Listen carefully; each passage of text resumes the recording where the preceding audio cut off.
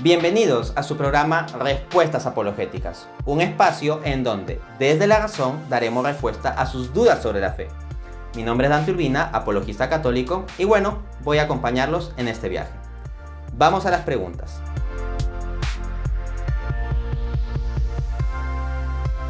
Ciertamente, los enemigos de la doctrina de la Trinidad en ocasiones para contravenir esta doctrina apelan a pasajes como por ejemplo 2 de Samuel 7:22, donde leemos: Grande eres, oh Señor, pues no hay como tú, ni hay Dios fuera de ti. Entonces los antitrinitarios argumentan: acá se está diciendo en la Biblia misma que no hay otro Dios fuera de Dios. Pero la doctrina de la Trinidad implica que hay un Dios fuera de Dios porque el Padre es Dios y el Hijo es Dios. Entonces el Hijo, al ser Dios y distinto al Padre, sería un Dios fuera de Dios. Hay que decir que esa es una gigantesca falacia de hombre de paja. La doctrina de la Trinidad no sostiene eso que le están atribuyendo. No se dice jamás que el Hijo es un Dios por fuera de la divinidad de Dios Padre. No se trata de eso, sino que rigurosamente formulada la doctrina de la Trinidad implica que Padre, Hijo y Espíritu Santo, siendo personas distintas, son cada uno Dios con exactamente la misma esencia divina. No se trata de que el Padre es Dios con una esencia divina y el Hijo es Dios con otra esencia divina y el Espíritu Santo es Dios con otra esencia divina. Porque si ese fuera el caso, al haber 3 esencias divinas, 3 seres, tendríamos 3 dioses. No, esa no es la formulación, sino son personas distintas en la misma esencia divina. Hay un solo Dios. Entonces acá no se trata de afirmar que el Hijo sea un Dios fuera de la divinidad de Dios Padre, sino en la misma divinidad. Esto queda claro de las palabras del propio Jesús, quien en Juan 10:30 dice: yo y el Padre somos uno. Vamos a analizar este pasaje con un poco de detalle. En el año 2019 yo sostuve un debate defendiendo la doctrina de la Trinidad frente al teólogo unicitario Julio César Clavijo Sierra.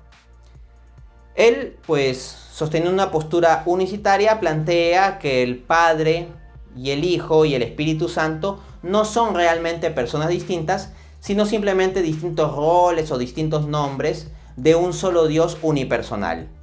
Trinitarios y unicitarios estamos de acuerdo en que hay un solo Dios. Pero la discrepancia es que los trinitarios sostenemos que hay realmente 3 personas divinas en ese único Dios, en esa única esencia divina. En cambio, los unicitarios sostienen que hay una única persona, de tal modo que el Padre y el Hijo, según ellos, no serían personas realmente distintas, sino que el Hijo no sería más que el Padre encarnado. Pero esto queda claramente refutado por Juan 10:30, porque Jesús dice: yo y el Padre somos uno. Al decir somos, está implicando una pluralidad de personas. O sea, este es un término, un pronombre, ¿no? una forma de uso de ser con el pronombre nosotros.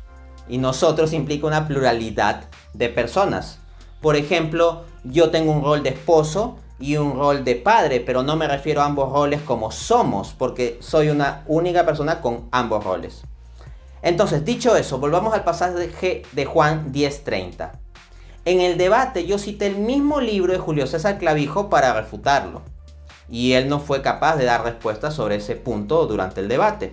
Pues bien, voy a volver a incidir con ello y voy a citar aquello que refería en el debate. En su libro Un Dios falso llamado Trinidad, publicado en 2007, escribe: la palabra griega que en Juan 10:30 se traduce uno es gen. Esta palabra no indica que se trate de uno en persona o en propósito, sino uno en esencia y naturaleza. Una traducción más literal sería: el Padre y yo somos lo mismo. Juan 10:30 dice: yo y el Padre somos uno. Entonces, Clavijo está diciendo que el término griego para hablar de uno, gen, no se refiere a unidad en persona, lo cual implica que el Padre y el Hijo no serían la misma persona, que es justamente lo que afirman los unicitarios, que son la misma persona. Bueno, eso se está negando a partir de esta cita. Y luego Clavijo dice que el término gen implica que son uno en esencia. Entonces tenemos al Padre y el Hijo que no son uno en persona porque son personas distintas, pero al mismo tiempo que son uno en esencia. Personas distintas en una unidad de esencia divina. Eso es lo que siempre hemos sostenido los trinitarios.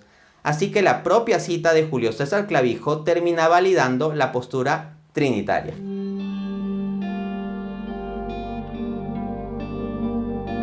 Veíamos que la herejía unicitaria, que niega la doctrina de la Trinidad, lo que dice es que en Dios hay una sola persona, no tres personas divinas, sino una única persona que va tomando simplemente distintos roles o distintos modos. De ahí que a esta herejía también se le haya conocido como modalismo.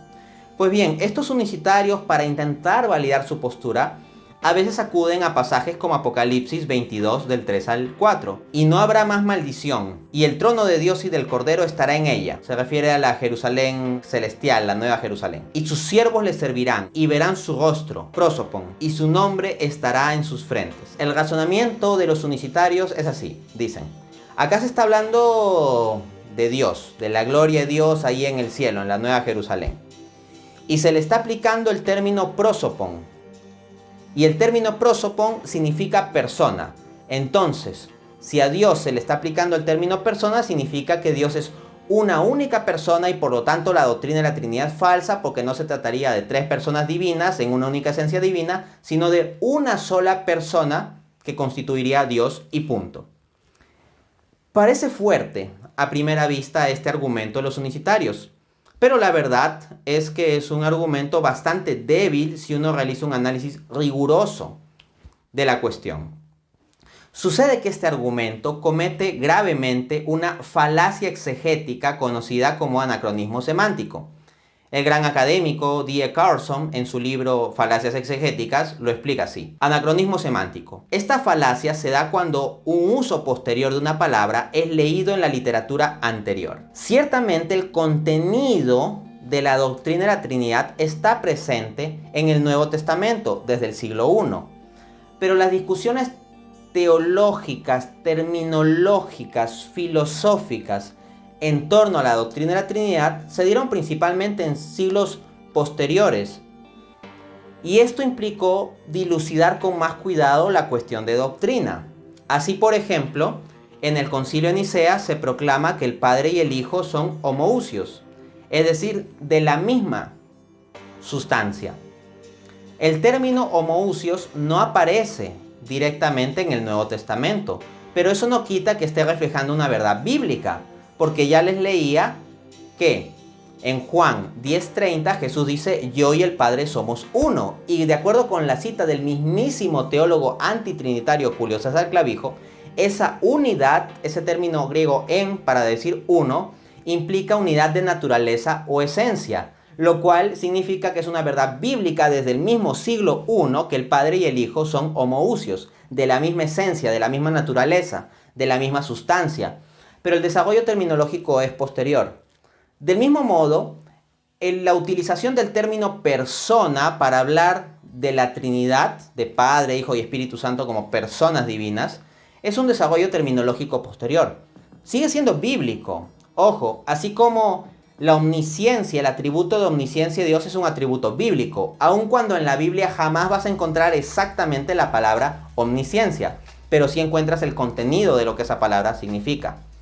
Entonces, los unicitarios quieren trasladar el uso posterior en las discusiones trinitarias del término persona al uso que se hace en griego en el Nuevo Testamento del término prosopon. Pero su argumento se les cae porque el término prosopon no es que uniformemente signifique ni siquiera persona.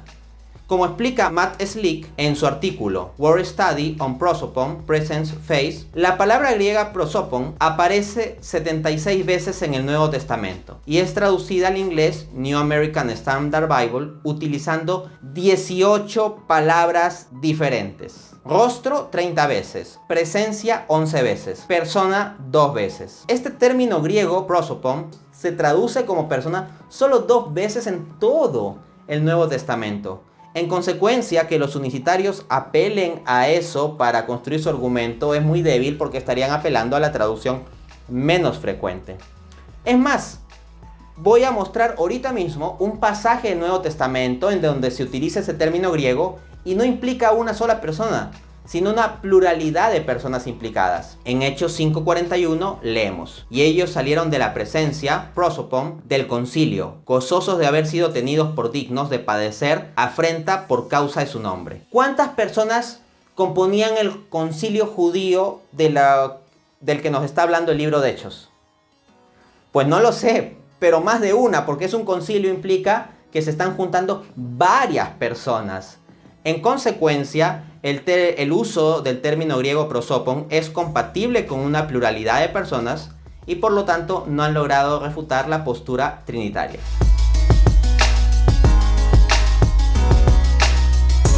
Esta es una objeción interesante, ¿no? Alguno podría pensar: oye, pero cuando nosotros nos referimos a Dios, nos referimos por un pronombre personal singular, como si fuera una sola persona. Le hablamos como Él. Entonces, deberíamos de allí inferir que Dios es una sola persona.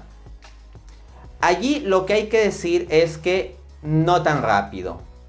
Hay que entender, en primera instancia, que Dios está en una categoría de ser distinta a la categoría de seres en que nos manejamos nosotros.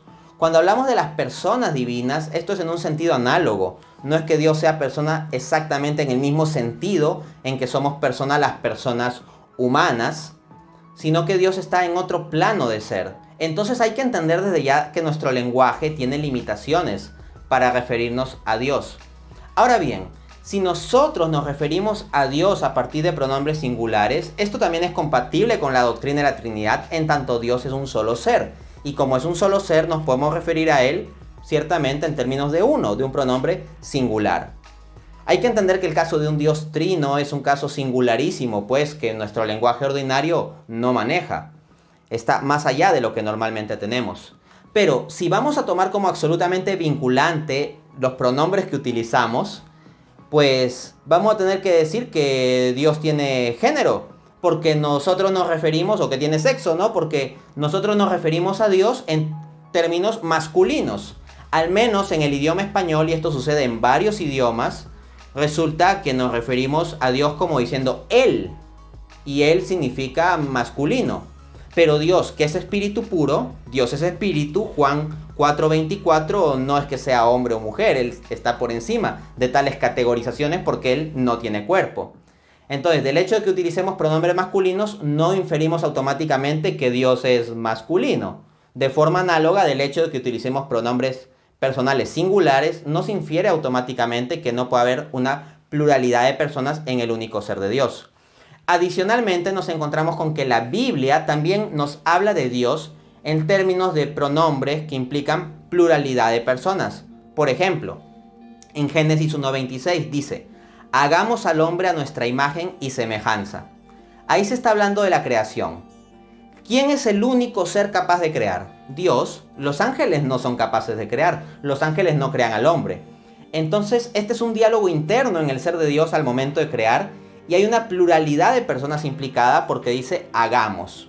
Asimismo, Jesús, hablando con el Padre, dice, Juan 17 del 21 al 22, para que todos sean uno, como tú, oh Padre, estás en mí y yo en ti, que también ellos estén en nosotros, para que el mundo crea que tú me enviaste. La gloria que me diste les he dado, para que sean uno, así como nosotros somos uno. Nótese cómo Jesús, que es Dios, se refiere al Padre, que es Dios, en términos de somos. Hay una pluralidad de personas implicadas. Y bueno, eso ha sido todo por hoy. Nos vemos en un siguiente programa.